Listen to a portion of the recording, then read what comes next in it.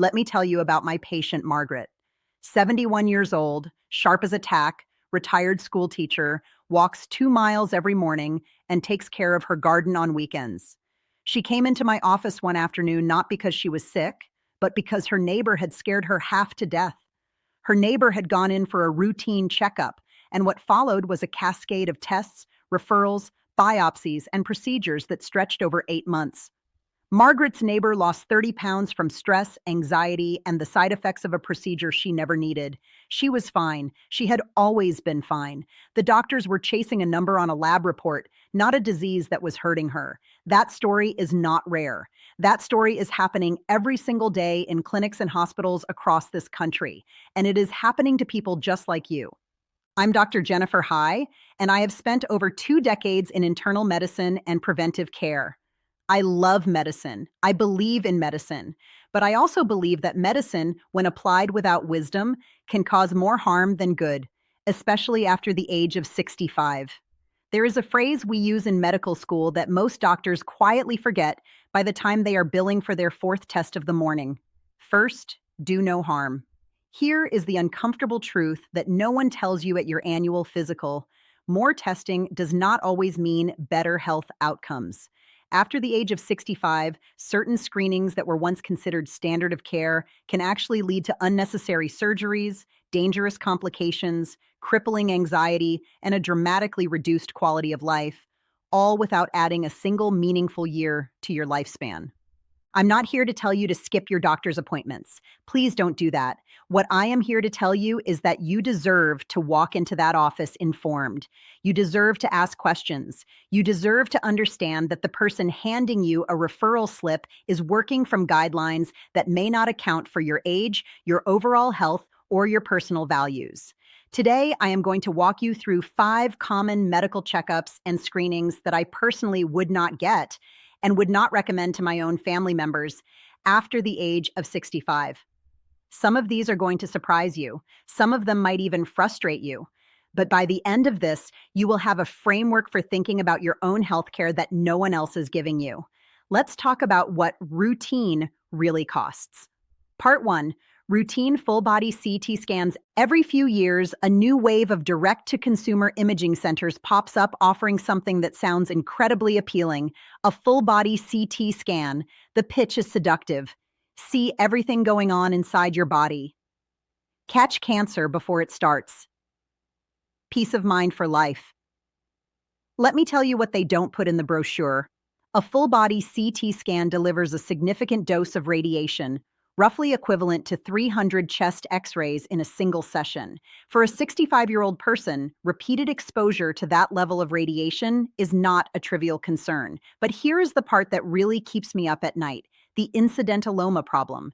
When you scan the entire body of a healthy 65-year-old, you will find something. Not because something is wrong, but because bodies are not factory-perfect machines. They have tiny cysts on the kidneys, small nodules on the lungs, calcifications on the liver, adrenal gland irregularities. The vast majority of these findings are completely benign and will never cause a single day of illness. But once you find them, you cannot unfind them. And medicine has a hard time walking away from a finding on an image. I had a patient named Harold, 74 years old, healthy, retired electrician. He paid out of pocket for a full-body scan at one of these boutique imaging centers. The report came back with a 7-millimeter lung nodule, completely incidental. The radiologist even noted it was likely benign. But Harold's primary care doctor referred him to a pulmonologist. The pulmonologist ordered a follow-up CT 3 months later, then another, then a PET scan, then a biopsy, which punctured Harold's lung and caused a partial collapse requiring a chest tube and a 3-day hospital stay. The nodule was nothing. Harold spent 11 months terrified, underwent a procedure with serious risks, and came out the other side with hospital bills that exceeded $15,000. The nodule never grew. It never caused him a single symptom. He had been perfectly healthy the entire time. Full-body CT scans are not approved or recommended by any major medical organization for routine screening in adults. The American College of Radiology has explicitly stated they do not endorse them. After 65, the combination of radiation exposure, high false positive rates, and the cascade of interventions that follow makes this a screening I would never subject myself to. Part 2. Routine. Pelvic exams for women who are not sexually active and have no symptoms. This one is going to be controversial, but I want you to hear me out. The annual pelvic exam has been a cornerstone of women's healthcare for generations. And for the right woman in the right context, absolutely, it has value. Pap smears, for instance, are critical for detecting cervical cancer. But here is something that was updated in guidelines that many practitioners still haven't caught up with. The United States Preventive Services Task Force, the American College of Physicians, and the American College of Obstetrics and Gynecology have all moved away from recommending routine annual pelvic exams for asymptomatic women, especially women over 65 who are not sexually active and who have had normal pap smears consistently. After 65, most women who have had 3 consecutive normal pap smears within the past 10 years, with the most recent one being within the last 5 years, can stop cervical cancer screening entirely. The cervical cancer risk at that point is extraordinarily low, and the benefits of continued screening do not outweigh the harms. False positives, anxiety, painful follow-up colposcopies, and biopsies of tissue that would never have caused harm. A patient of mine, 68 years old, widowed, not sexually active, was still getting annual pelvic exams and pap smears. One year, the pap came back with a slightly abnormal result that was almost certainly related to normal hormonal changes after menopause, not cancer. But the protocol triggered a colposcopy, then a biopsy. The biopsy was negative. But the anxiety she experienced in those 4 weeks between results, combined with the physical discomfort of the procedure, was genuinely traumatic for her. She told me afterward she wished she had never done the test. I want to be absolutely clear. If you have symptoms, unusual bleeding, discharge, pain, you see your doctor immediately. And if you are sexually active and at risk, screenings remain important. But routine pelvic exams for asymptomatic older women who are past their screening window, that conversation deserves to happen honestly between you and your physician, with your specific history guiding the decision. Part 3. Aggressive cardiac stress testing without symptoms. Here is where I know I am going to get pushback from some of my cardiology colleagues, and I respect that disagreement, but I want to share what the evidence actually says. Cardiac stress tests, particularly nuclear stress tests and stress echocardiograms, are powerful, valuable diagnostic tools when used correctly. If you have chest pain, if you have shortness of breath on exertion, if you have risk factors that are escalating rapidly, in those scenarios, I am sending you for a stress test without hesitation. But routine stress testing on an asymptomatic 65-plus-year-old simply because it's good to check? The evidence does not support it. The American Heart Association, the American College of Cardiology, and the U.S. Preventive Services Task Force all explicitly state that routine cardiac screening with exercise testing in low-risk asymptomatic adults does not reduce cardiovascular mortality. What it does do is generate a significant number of false positives. Think about what a false positive in cardiology looks like. You come in feeling fine. The stress test shows something that looks possibly abnormal. Now you're referred for a cardiac catheterization, a procedure where a thin tube is threaded through your arteries.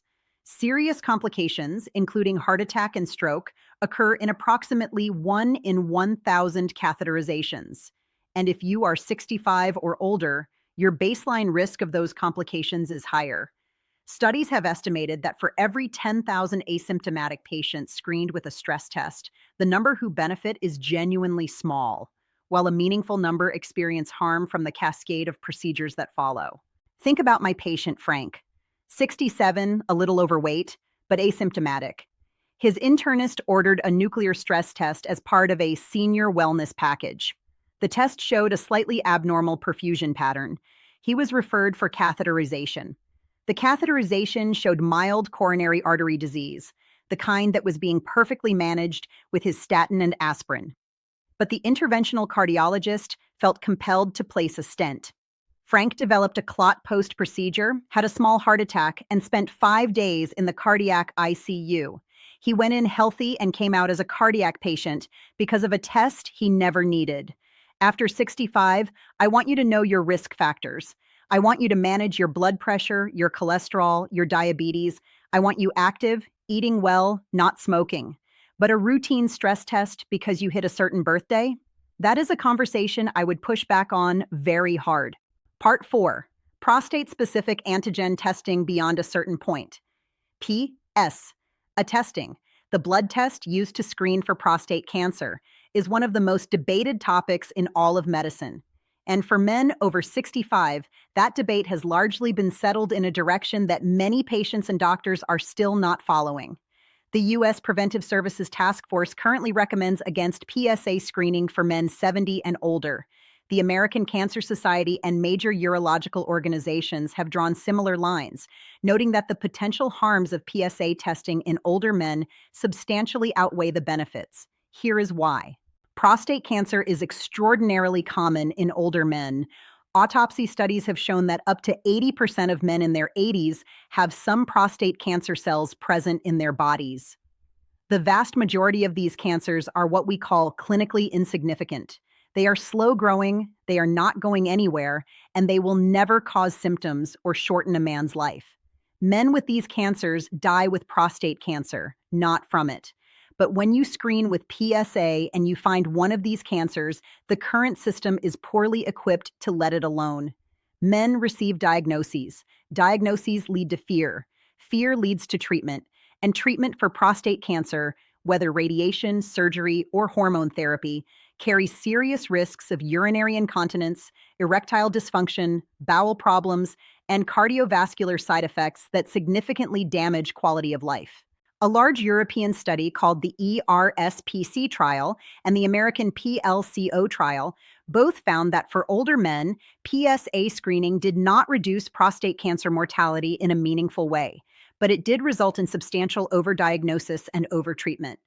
My patient George was 72, perfectly healthy, active, playing tennis twice a week.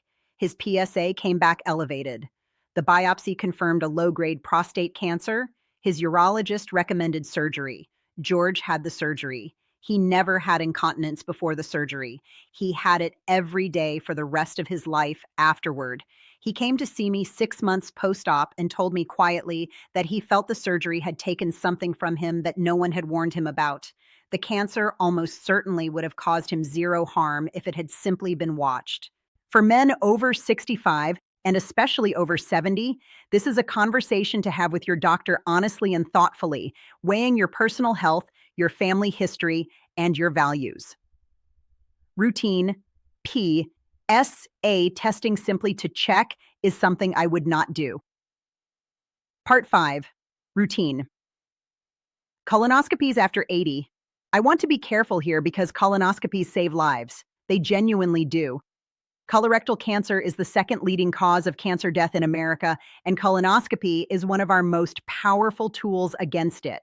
But like every powerful tool, the question is not simply, does it work? The question is, does it work for this person at this stage of their life, given the balance of risks and benefits? The American Cancer Society recommends that colorectal cancer screening decisions after 75 be individualized, and that after 85, routine screening is generally not recommended. The reasoning is not that older people don't matter. The reasoning is mathematical and biological. Colorectal cancer typically takes 10 to 15 years from the formation of a polyp to develop into an invasive cancer. If you are 80 years old and a small polyp is found, the statistical likelihood that this polyp would ever cause you harm within your remaining lifespan is very low. Meanwhile, the risks of colonoscopy, which require sedation, bowel prep, and physical scope insertion, are meaningfully higher in older adults. Perforation rates, post-procedure bleeding, and anesthesia complications all increase with age. For a patient in their mid-80s or beyond, the bowel prep itself can cause dangerous dehydration and electrolyte imbalances. I had a patient, 82 years old, named Dorothy. Sharp, lively, still teaching piano lessons. Her daughter insisted she get a colonoscopy because it's been 5 years. During the procedure, a small polyp was removed and the colon perforated. Dorothy required emergency surgery, spent 2 weeks in the hospital, developed pneumonia, and never fully regained her previous level of functioning. She went in for a routine screening and came out needing a walker. The colonoscopy found a benign polyp that would almost certainly never have harmed her. The procedure that removed it very likely shortened and diminished her life. After 80, and in many cases after 75, depending on overall health and prior screening history, this is a decision that should be made with extreme care, not simply because it is on a checklist. I want to close with something I say to every patient I truly care about. Medicine is not the same as health, tests are not the same as answers, and a longer list of diagnoses is not the same as a longer, better life. The system we have built, for all its brilliance and innovation, has a structural incentive toward doing more. More tests, more procedures, more follow-ups, more referrals. For many years and many conditions, more is exactly the right answer. But after 65, when the body carries more complexity and the stakes of intervention are higher, more can become the enemy of good. What I want for you, what I want for my own patients, my own parents, myself, is medicine that is thoughtful, personalized, and honest. A doctor who sits with you and says, here is the benefit of this test. Here is the risk. Here is what the evidence says for someone your age, with your health history, living your life. What matters most to you? That is the kind of medicine that actually heals. You are not a number on a lab result. You are not a billing code. You are a person who has built a life, and the goal of medicine at your stage should not be to find every imperfection hiding in your biology. It should be to protect the quality and the joy of the years you have left. So the next time a doctor recommends a test, I want you to feel empowered to ask 3 simple questions. What will this test tell us? What will we do differently based on the result? And what are the risks if we find something? If the answers are vague, or if the cascade of potential consequences outweighs the likely benefit, you have every right to say, let me think about this. Let me ask a second opinion. Let me decide what is right for me. I'm Dr. Jennifer High. I got into medicine because I want people to live better, not just longer. And sometimes the most powerful prescription I can write is this: be informed, be your own advocate, and remember that doing nothing is also a valid medical decision. Take care of yourselves and take care of each other.